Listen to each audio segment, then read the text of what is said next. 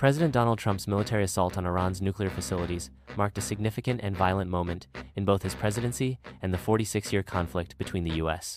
and the Islamic Republic. In the aftermath, Trump seemed emboldened, hinting at the possibility of regime change, even as the true impact of his actions remained unclear. Trump claimed that the damage inflicted on Iran's nuclear sites was monumental, and took to social media to boast that the strikes had been hard and accurate. The U.S. military's use of B-2 stealth bombers and never-before-deployed bunker-busting bombs demonstrated its global reach and military strength, despite the turmoil within the Pentagon during Trump's administration. If the strikes had effectively neutralized Iran's nuclear ambitions, or at least set them back for years, Trump could claim a historic victory that would not only diminish the existential threat posed to Israel, but also reshape the Middle East. However, the actual outcomes of these strikes remain ambiguous. Trump's decision to target 3 nuclear sites, including the Fordo plant, has raised questions about whether Iran's nuclear capabilities were truly destroyed or merely disrupted.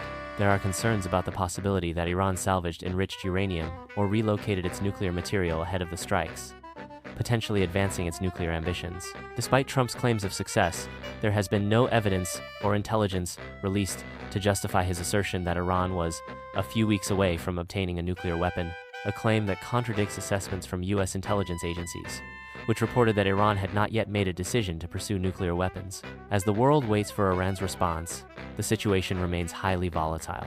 Trump's declaration that he had eliminated Iran's nuclear threat was met with skepticism from members of Congress, including Rep. Jim Himes, who suggested that the raids might have created little more than a big boom and a lot of dust. In the meantime, the region braces for Iran's military retaliation. Tehran has yet to announce its next move, though its leadership has stated that any response would be proportionate and left to the discretion of the armed forces. The prospect of an all-out war with Iran looms large.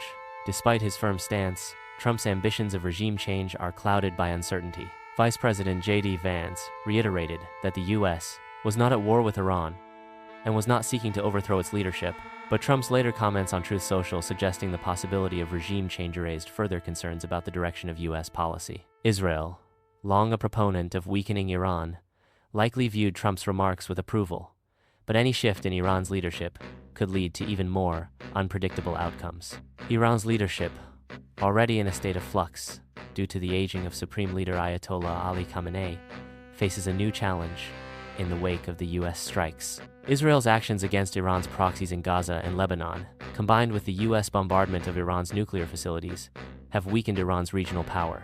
This could pave the way for significant political changes within the country, though it remains unclear whether any loosening of the clerical regime's grip would result in a more moderate government, as many Iranians desire.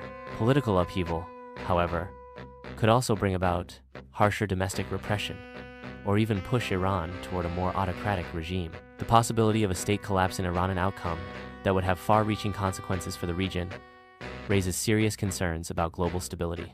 Back in the U.S., the strikes have had political reverberations. While many Republicans praised Trump's decisiveness and strength, some influential figures within the right-wing community feared that the strikes could embroil the MAGA movement in another quagmire, further stretching the president's already controversial tactics. Critics argue that Trump's approach, including bypassing Congress's constitutional role in declaring war, underscores his autocratic tendencies. As the situation continues to unfold, the ambiguity surrounding the effectiveness and long-term consequences of his actions leaves the U.S. on the precipice of a potentially broader conflict, driven by a president with little regard for the complexities of international diplomacy.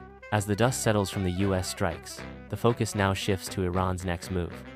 Tehran has a variety of options at its disposal, each carrying significant risks. It could target U.S. military bases in the region, or even close the Strait of Hormuz, disrupting global oil shipments. The possibility of retaliatory missile strikes against U.S. allies' oil fields or attacks against U.S. interests at home remains on the table. Each of these options could escalate the situation further, drawing the U.S. deeper into a direct confrontation with Iran.